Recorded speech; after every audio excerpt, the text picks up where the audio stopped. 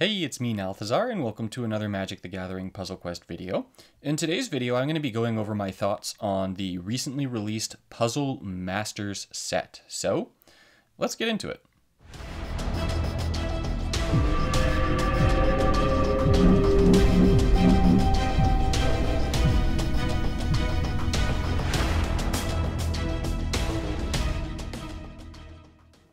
Puzzle Masters is a brand new mini set that came into Magic Puzzle Quest with the introduction of the 4.7 patch.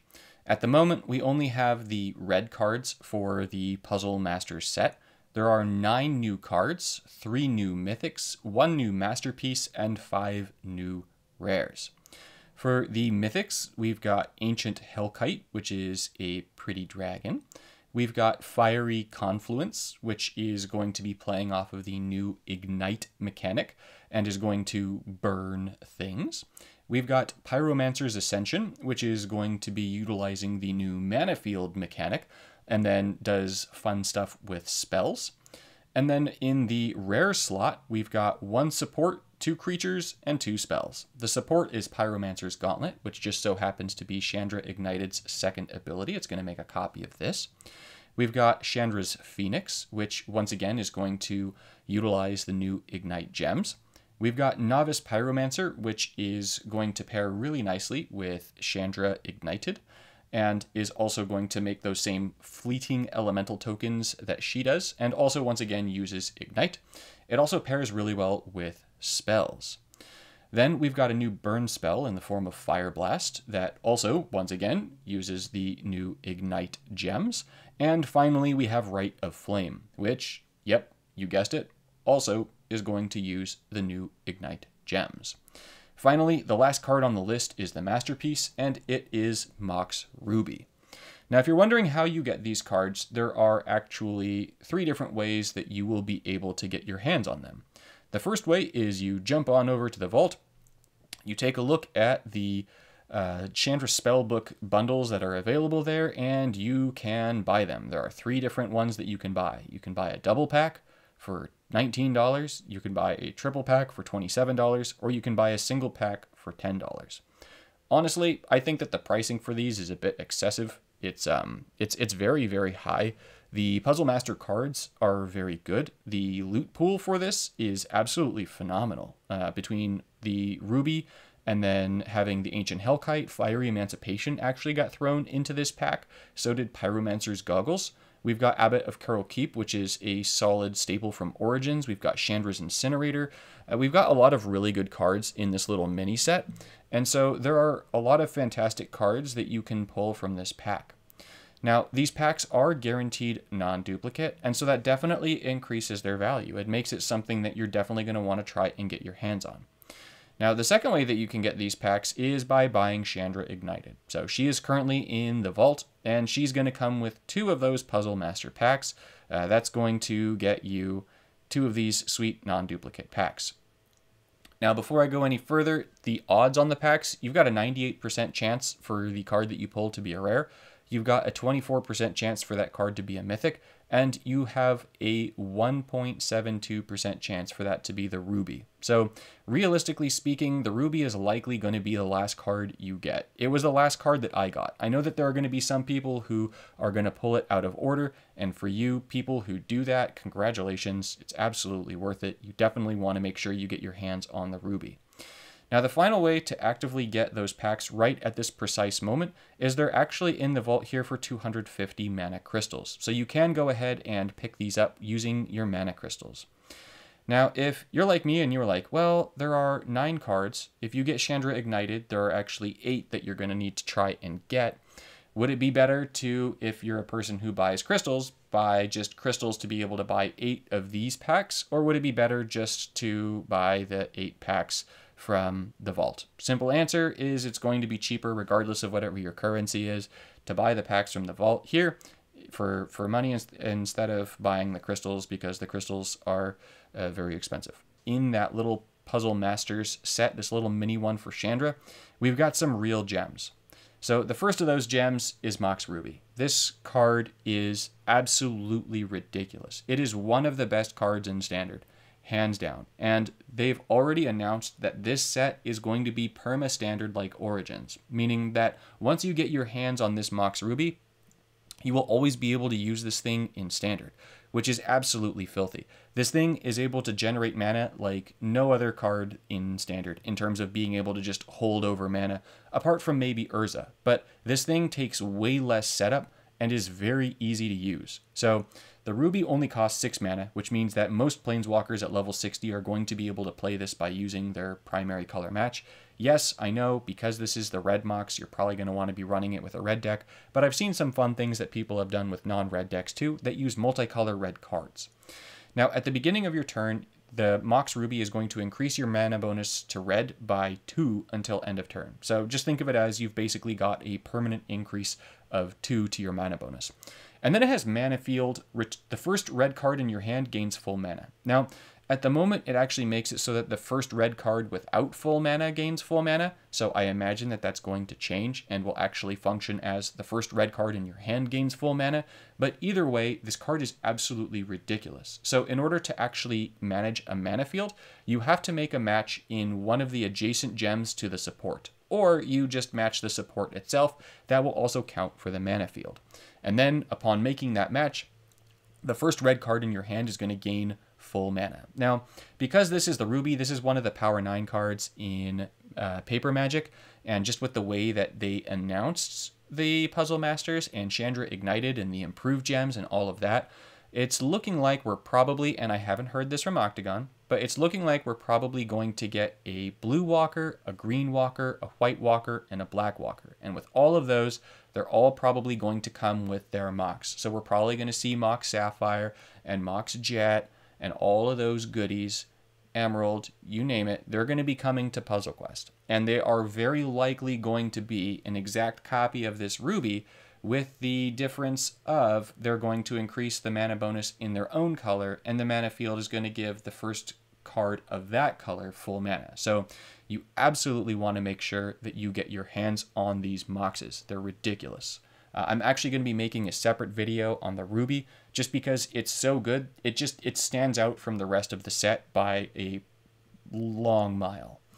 Or, you know, if you're somewhere else in the world, a long kilometer, maybe 1.8 kilometers or so. It's a lot. It's a really good card. So for the Mythics, the Ancient Hellkite is very playable. It's a very good card. It's 19 for a 7/7. When it attacks, if there are 3 or more ignited gems, those are the improved red gems, it's going to get +5/+3 and Berserker and Trample. Otherwise, it's going to ignite a red gem. So you're going to be igniting red gems every turn. It's going to make it so that you get to do a whole bunch of sweet goodness stuff by blowing up gems, and then in blowing up gems, you're going to trigger more of your ignite gems, and this Ancient Hellkite just so happens to have, when you match 1 or more of your ignited gems, deal 5 damage to the first opposing creature and to your opponent's planeswalker. So this dragon's going to be able to wipe out some of your opponent's stuff. It's going to be doing some direct damage. It's going to be making itself more beefy. It's going to create more ignite gems. It's very nice. It's not like a top tier card, but it's still very nice to have. It's a very good card. And especially if you factor in the idea that this is going to be perma standard, this is actually going to be very useful, especially when we have new standard shifts. You will want to have the Hellkite in your collection. Fiery Confluence is going to ignite a red gem, and then you're going to perform the following effects for each of the number of ignited gems. So if there's 1 ignited gem, you do 6 to your opponent. If there's 2 ignited gems, you do 3 to each creature. If there's 3 ignited gems, each opposing artifact support loses 3 shields. And if there are 5 ignited gems or more, then you're going to double everything. So the one is you're going to do 12 to your opponent, you're going to do 6 to each creature, and each opposing artifact is going to lose 6 shields. Fiery Confluence I haven't found is all that good. I don't like that it burns my creatures also. I do like the 12 damage for 12 mana with the Ignite Gems, but it also requires that you have 5 Ignite Gems for you to get that, and so the cost is a little bit steep for this one. Pyromancer's Ascension is a very cool card. I definitely need to give this card a little bit more run on its own, maybe build a deck around it to get a better feel for it, but with this one, with Mana Field, so when you make a match in the the gems that are adjacent to the Pyromancer's Ascension support, the last spell card in your hand gains half of its mana, then each card in your hand that's a copy gains 9 mana. So this is going to be giving the spells in your hand an incredible amount of mana. It's a fantastic mana source if you're playing a spell deck. This is especially cool in a Jaya deck where you can do some pretty nifty, wacky things with it. Then it has, when this support loses shields for the first time each turn, copy the first spell in your hand. And then finally, when this support is destroyed, deal 6 damage to each opposing creature and ignite 3 red gems. So all 3 of the abilities are actually really good. The mana field is going to be giving your cards, then you're going to be giving the spells in your hand mana, which is really sweet. And then the copies that the Ascension is going to make of the spells in your hand are then going to be getting mana also. So it's just going to be giving a whole bunch of mana to spells. And then if your opponent destroys the thing, then you're going to be burning your opponent and their creatures, and you're going to be igniting red gems. So all in all, this is an absolutely fantastic support. I need to give it more play personally to get a final opinion on it, but I do think you're going to want to have this card in your collection. Pyromancer's Goggles. This one is more of goggles. Blah. The goggles are amazing. The Gauntlet is more mediocre and niche. It's in the second ability for Chandra Ignited, like I mentioned earlier, and it's definitely not a card that you need to have in your collection. If you're playing with Chandra Ignited, the second ability is nice to pop off with. It's going to, with this card, with the mana field, you're going to ignite 2 red gems.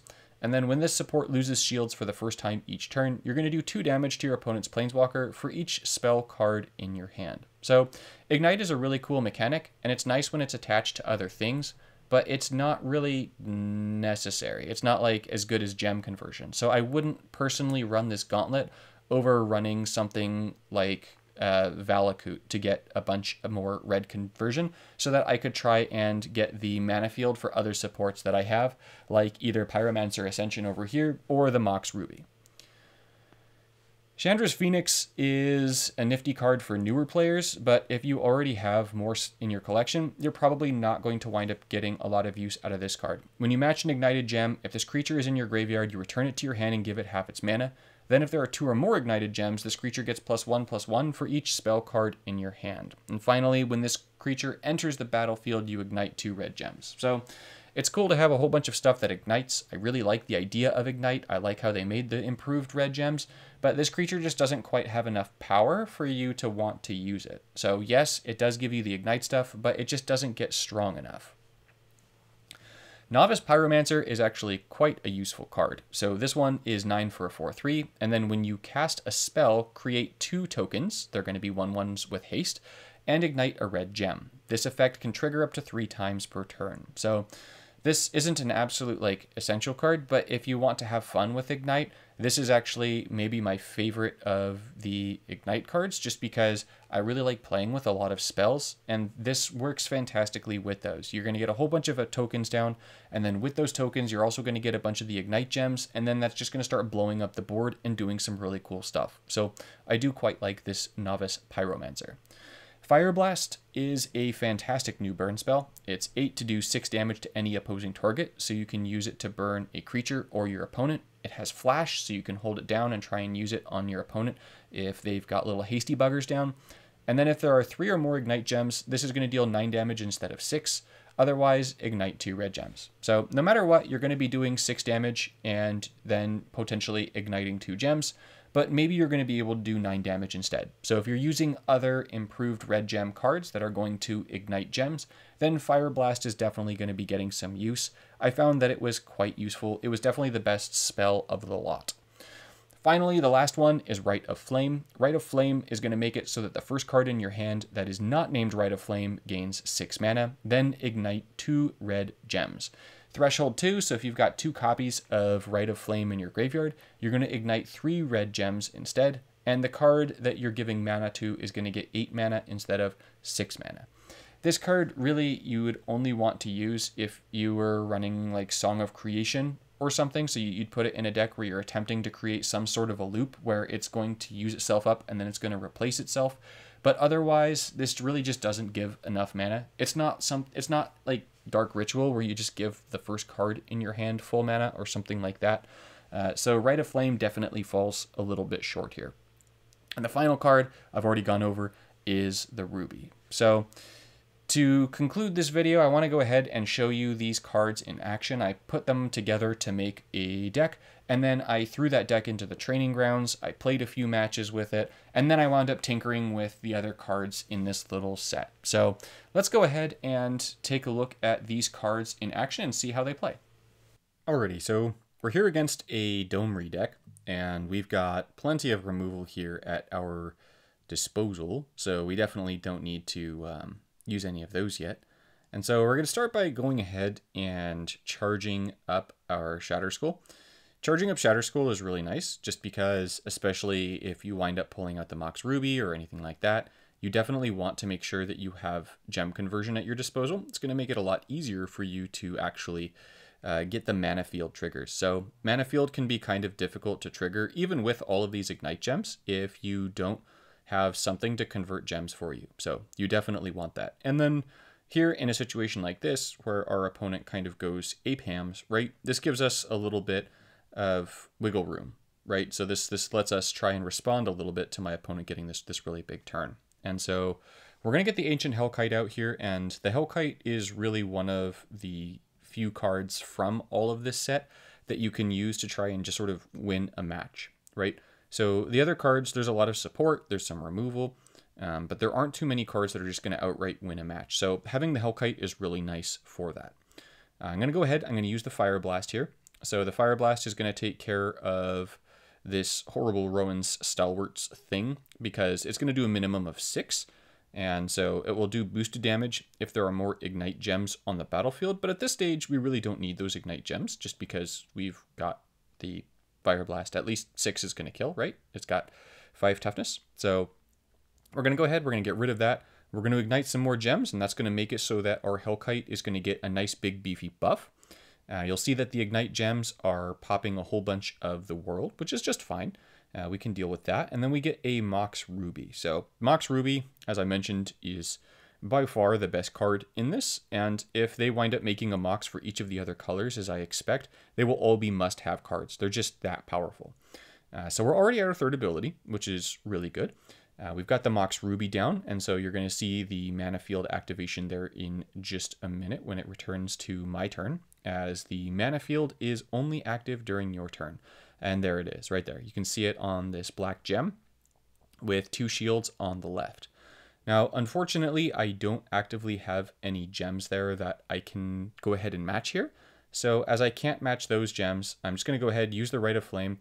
I'm going to use Ether Ignition here. This might actually enable me to get that mana field, and it absolutely does. So I'm going to get rid of the Rite of Flame from casting, and I'm going to make the green match. And that green match is actually going to make it so that I'm going to get the mana field. And so you'll see that it's going to immediately give full mana to my Ancient Hellkite, which is pretty sweet. So we've got 2 of the Hellkites down now. So it's going to be swinging for 14 a turn on Domri. It's definitely nothing that Domri can't handle, but it's still something sort of nasty for Domri to have to deal with. So getting those spiders down is definitely unpleasant. Those spiders, if you're unfamiliar with how they work, are going to create Saproling tokens when it's dealt damage for the first time each turn. And so it's actually going to make quite a lot of Saproling tokens, especially if you factor in that I'm going to be getting the Hellkite down. So I'm going to actually go ahead and use my first ability here. I'm hoping to be able to deal with one of the activated gems. So this activate gem is perfect. It's going to ping the spider, which is great, because in pinging the spider here, that means that it's going to do 2 damage to the spider. And so that means that my opponent is only going to get 2 activated, two Saproling tokens out of it, right? Because we're going to be doing 2. And so that's going to make 2 of the little Saprolings instead of making like 14 from the Hellkite. So I very much did not want to try and make 14 of those from the Hellkite. That would have been very bad. So now the Hellkite can go ahead, safely kill the spider. Spider's not going to make like 21 little Saproling tokens, which would be super nasty. And so you'll see that the Ignite Gems, when they pop, they make that little big, well, little big, that's kind of an oxymoron. But you'll see that they make that little pop. And so that's what's really happening there. So we can actually go ahead and take the blue match if we want. Taking the blue match is going to trigger our moxruby and give full mana to Fiery Confluence, which is pretty decent. So let's go ahead and get that free mana. Why not? Free mana is always nice. So I know it's going to burn my own dude, by just a little bit, but it ensures that we're going to wipe the opponent's board too. And so in wiping the opponent's board, we get to then go ahead and swing for 26. And that really gives Domri probably 2 turns, right? Because we're going to start pinging him with our 3rd ability there. And that's going to mean that Domri now has really probably 1 turn to try and respond. So I am going to go ahead and play the Fire Blast here, as I believe that's going to end the match for Domri. So let's go ahead and do our zappy, zappy, wappy, wappies. We're going to do Fire Blast on Domri himself, which should mean that the hellkite is going to be able to swing in for the win. And let's see. Yeah. And then that's that with these Puzzle Master cards. So that's a pretty indicative match for how everything works out with them. In conclusion, I think that these cards are definitely worth chasing. The only one that you absolutely, no matter what, need in your collection is the moxruby. It's definitely worth it to get the Ancient Hellkite and Pyromancer Ascension, so the Mythics, the Hellkite, and the Ascension. For those of you with slightly more limited collections, the Rares Fire Blast and Novice Pyromancer are both very strong cards, very much so worth having. And the added bonus to all of these is that they're perma-standard, so these will always be in standard, and therefore you definitely want to make sure that you have them in your collection, just like how you kind of want to make sure that you have all of the Origins cards. Now, at the time of my recording this video, Kaldheim is probably just a few weeks away, so I don't know that I'd go ahead and splurge all of your resources on them right now, but this is definitely something that is steadily worth you investing resources in so that you can start picking up the cards, and ideally make sure that you get that moxruby in your collection. So thanks as always for watching, and I'll see you in the next one.